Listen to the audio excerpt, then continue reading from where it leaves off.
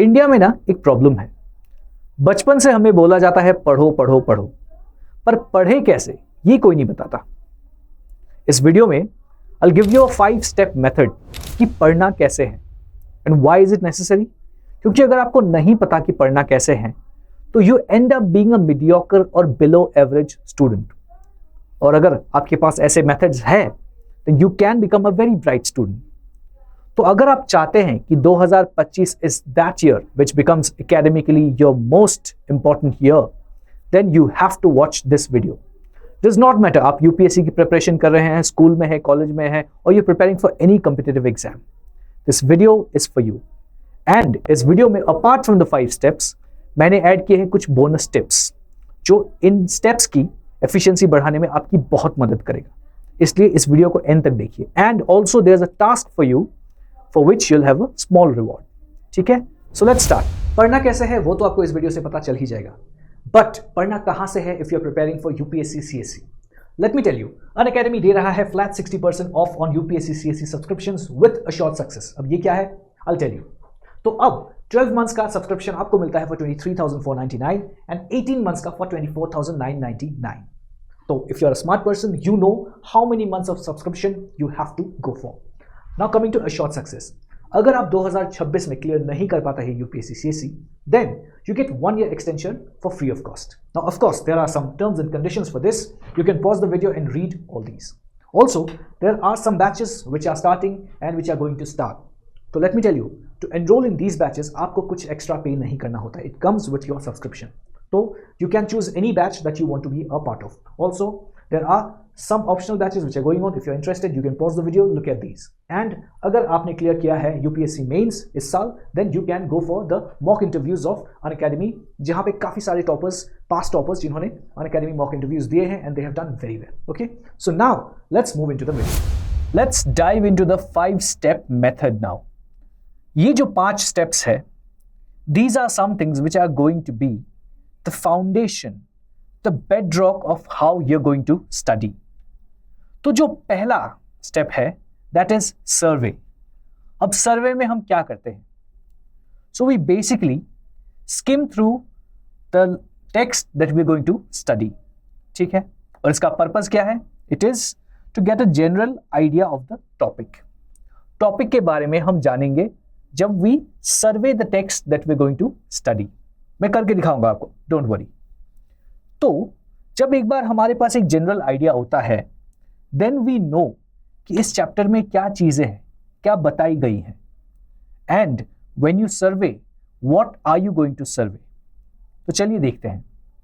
तो इस एग्जाम्पल के लिए, डेमोन्स्ट्रेशन के लिए मैंने लिया है इंडियन कॉन्स्टिट्यूशन एट वर्क। ये जो एनसीईआरटी है पॉलिटिकल साइंस की 11th क्लास की, इसको लिया है। इसका जो पहला चैप्टर है that is constitution, why and how. तो इस चैप्टर से हम समझेंगे कि how to survey the text that we're going to study। Now if you see, this is the first page of the chapter। अब यहां में if I have to tell you to survey, तो इसका मतलब you have to go through all the headings and subheadings। Let's look at this page। What are the headings here? जैसे why do we need a constitution? ये है एक heading। Then there's a subheading, Constitution allows coordination and assurance। Then इसके साथ जितने भी words या sentences bold में होंगे हम उनको भी पढ़ेंगे when we survey the material। That is, यहाँ पे कुछ bold में लिखा है if you can see, तो इसको भी हम पढ़ेंगे उसी समय। ठीक है, now let me show you इस चैप्टर में क्या क्या है। Such as this is a heading जो हमने ऑलरेडी देखा। इसके बाद you can see all the other headings here। ठीक है, ये एक है, फिर ये, all these are headings, subheadings और जो भी bold में लिखा गया है। This is just one part of the chapter। ठीक है, तो इससे क्या होगा? तो when you skim through, तो आपको पता होता है कि हम किस चीज के बारे में पढ़ेंगे, और इस चैप्टर में with the headings we get to know कि फ्लो क्या है चैप्टर का और कौन सी चीजें मेंशन की गई हैं इन द चैप्टर। ठीक है, सो जैसा कि हमने देखा था, the purpose is to get a general idea of the topic, और वो हमें मिल जाएगा when we do the survey. So before we start studying we already know कि क्या है इस चैप्टर में, what is written in this chapter, we have that idea. तो ये है पहला स्टेप कि आपको पूरे चैप्टर को, पूरे मटेरियल को सर्वे करना है before you study. Now the second step is to question. ठीक है, इसका पर्पस क्या है? To build curiosity and focus. Let me tell you how. हमने ये सब देखा था, all these headings, sub headings, फिर जो बोल्ड में है उन सबको देखा, right? Now some questions will arise in your mind. आप क्वेश्चन करना शुरू करेंगे जब आप इनको पढ़ेंगे, बिकॉज आपने पूरा नहीं पढ़ा है, आपने सिर्फ हेडिंग को पढ़ा है। तो जब आप हेडिंग पढ़ते हैं उसके बाद some curiosity will be there in your mind.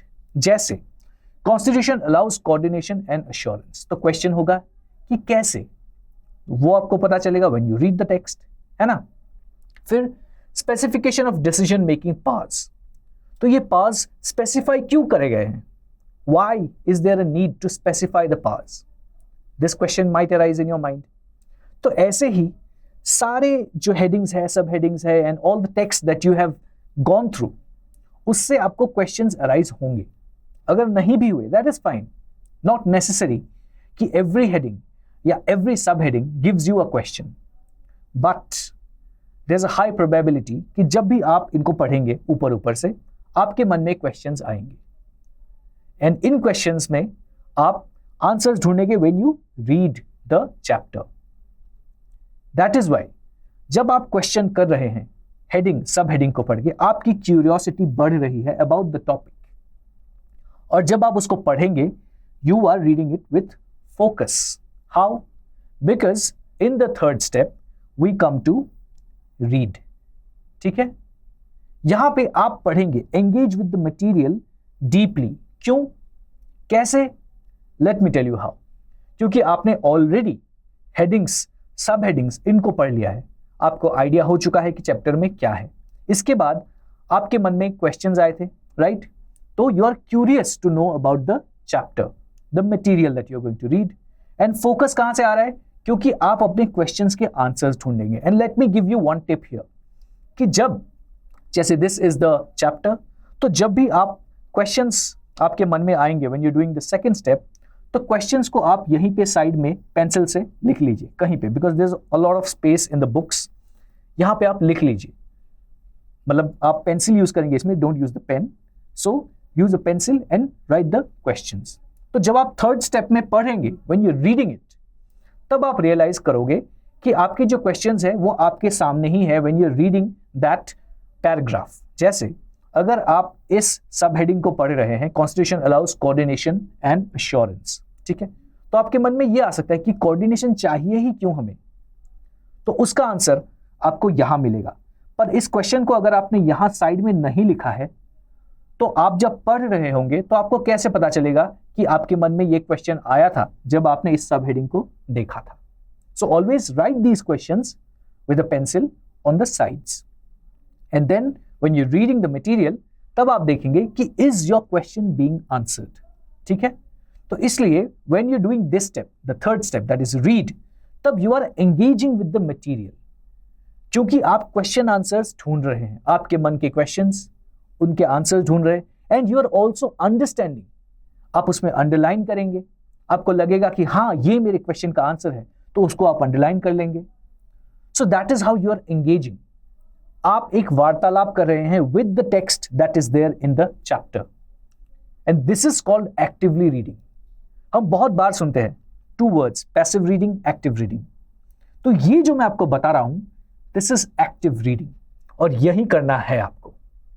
This was the third step. इसके बाद there's another step which is recite. What is recite now? Recite basically is reading the material in your own words. आपने already chapter पढ़ लिया है, पढ़ने के बाद you're reading it aloud in your own words, या आप इसको लिखेंगे, summarize करेंगे इस chapter को in your own words. ठीक है, इससे क्या होगा? It will reinforce learning and identify the gaps. इसमें I want to tell you about the Feynman technique. एक अमेरिकन एक अमेरिकन थियोरेटिकल फिजिसिस्ट थे, रिचर्ड फाइनमैन। तो इनका ये टेक्निक है। तो इसमें क्या बोलते हैं कि जब भी आप किसी चीज को पढ़ते हैं तो उसे आप एक्सप्लेन कीजिए किसी बच्चे को, क्योंकि अगर आपको बच्चे को एक्सप्लेन करना होगा, you will use very simple terms and you'll explain it in a very simple way. In the same way you can take somebody जिसको उस सब्जेक्ट के बारे में नहीं पता है, एंड अगर उसको आपको समझाना है then you will have to simplify it. और जब आप सिंप्लीफाई करोगे तब आपको समझ आएगा कि how much have you understand from that material और how much have you understand from that, how much have you understood from that topic. ठीक है, तो this is something you must definitely do. The Feynman technique has been a great tool. A lot of people use it on a regular basis. तो जब हम भी as educators पढ़ाते हैं तब we are actually teaching it to someone, right? तो हम आपको तो पढ़ा ही रहे हैं, but it also helps us clear the topic in our own minds. And जब आप पढ़ाते हैं, when you are teaching it to somebody else, you will be able to fill the gaps जो आपके नॉलेज में रह गए हैं. ठीक है, the knowledge gaps when you are reading the chapter, तब जो भी गैप्स आपके नॉलेज में रह गए, you will be able to fill all those gaps. क्योंकि जब आप किसी को बता रहे हैं about the topic, पढ़ा रहे हैं about the topic, तब आप रियलाइज करेंगे ये जो कनेक्शन है पॉइंट A या टॉपिक A या सब टॉपिक A with the सब टॉपिक B, उस लिंक के बारे में मैंने कभी नहीं सोचा था. जब मैं पढ़ रहा था तब मैंने नहीं सोचा इसके बारे में. Now when I'm telling or teaching it to someone, I realize that this link should be thought upon about or revisited. तो तब आपको पता चलता है कि ये एक नॉलेज गैप है.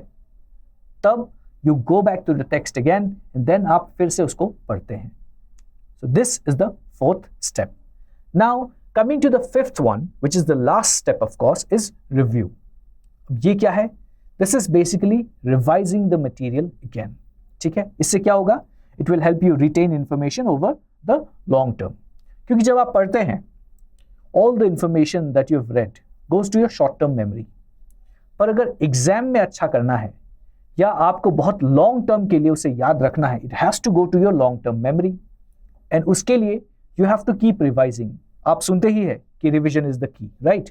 तो आपको रिवाइज करना पड़ेगा. And this is one of the most important steps of learning anything, right? Of course, there are techniques of revising. कैसे रिवाइज करते हैं? And if you want, let me know in the comments. I'll bring a full video on how to revise anything that you study so that it is there in your brain. ठीक है, तो that I'll do. But now let me tell you here कि revise कैसे करते हैं. So typically जब आप किसी टॉपिक को पढ़ते हैं, किसी चैप्टर को पढ़ते हैं, उसके बाद उसके एक दिन बाद after one day please go and revisit. उसको फिर से पढ़िए. ठीक है, then you will again revisit it after 3 days. And then after 7 days. ठीक है, so you revisit this chapter, okay, whatever you've studied. तो एक दिन बाद, 3 दिन बाद और फिर 7 दिन बाद. तो क्या हुआ इसमें? एक आपने पहली बार एक बार पढ़ा था, right, the first time. फिर 3 बार आपने रिविजिट किया, तो you've read it 4 times. तो you've understood this topic or this chapter very well when you've read it 4 times. अब आपको लग सकता है कि एक बार, जब पहली बार मैं पढ़ता हूं उस चैप्टर को, तब मुझे लग जाता है सपोज 1 hour. ठीक है, तो अगर मैं इसी चीज को बार बार पढ़ता रहूंगा after 1 day, after 3 days, after 7 days, तो मैं नया कुछ कब पढ़ूंगा, right? This might be a doubt. तो let me tell you one thing. जब आप एक दिन बाद उसी चीज को पढ़ेंगे, it will not take you 1 hour. It will take you less than that, maybe 45 minutes. जब आप उसको 3 days बाद पढ़ेंगे, that is your revisiting it for a second time, तब यू विल रियलाइज कि आपको 45 minutes भी नहीं लग रहे हैं अभी, may be 20 minutes. And 7 days के बाद जब आप उसको रिविजिट करेंगे, यू विल सी कि you are reading that same topic और सेम चैप्टर इन 10 minutes. तो विथ सब्सिक्वेंट रिविजन्स और review of the material, you will see that the time required to read, understand that goes down. तो इसलिए ऐसा नहीं है कि every time you review you will take the same amount of time.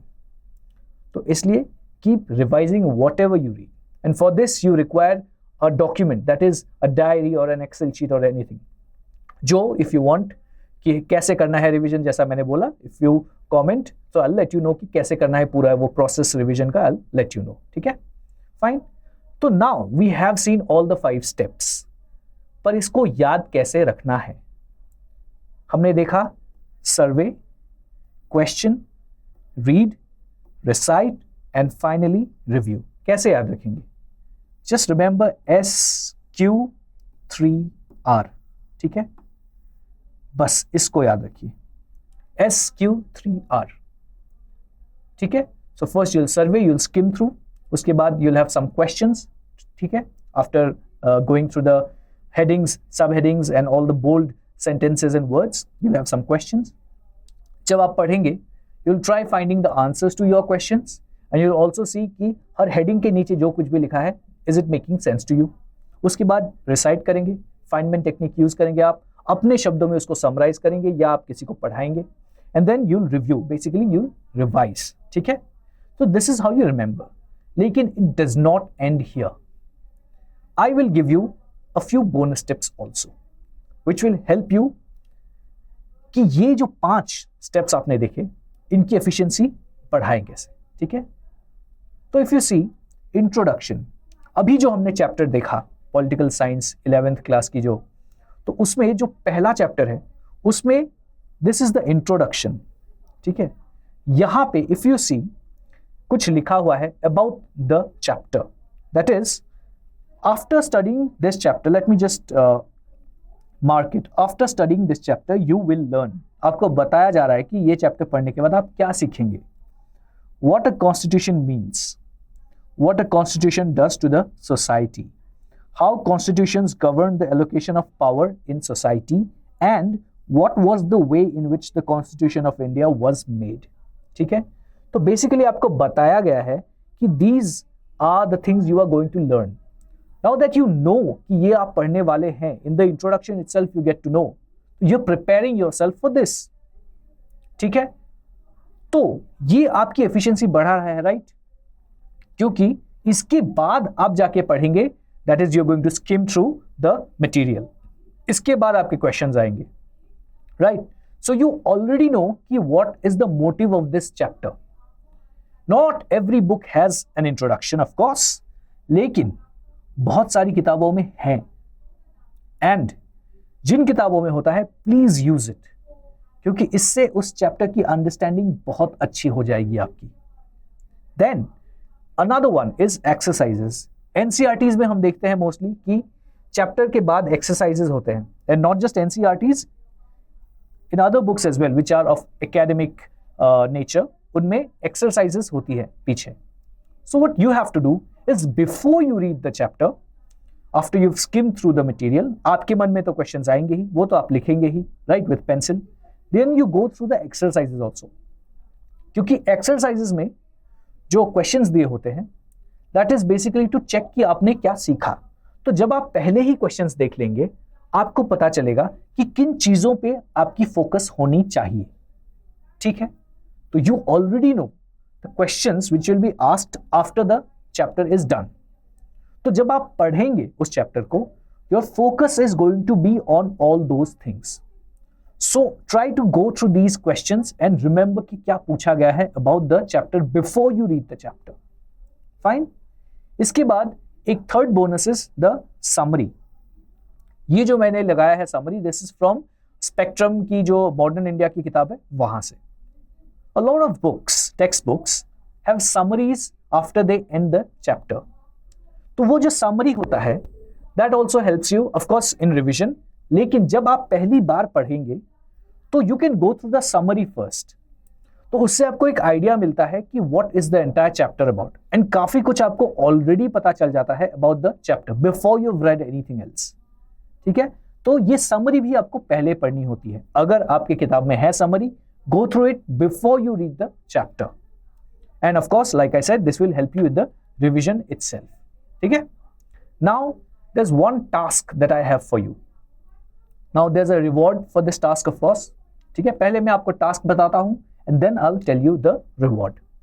So, task ये है कि take any subject, and उस subject से pick any topic, जो भी आपको पसंद हो, pick it. ठीक है? और फिर आप ये 5 स्टेप्स उसमें अप्लाई करेंगे. You will apply SQ3R on that topic. ठीक है. उसके बाद once you have understood the topic, उसमें जो रिसाइट वाला स्टेप था जिसमें आपको फाइनमैन टेक्निक यूज करके दूसरों को बताना होता है, what you will do is you will come to the comments of this video और आप उस टॉपिक को अपने शब्दों में समझाएंगे हमें.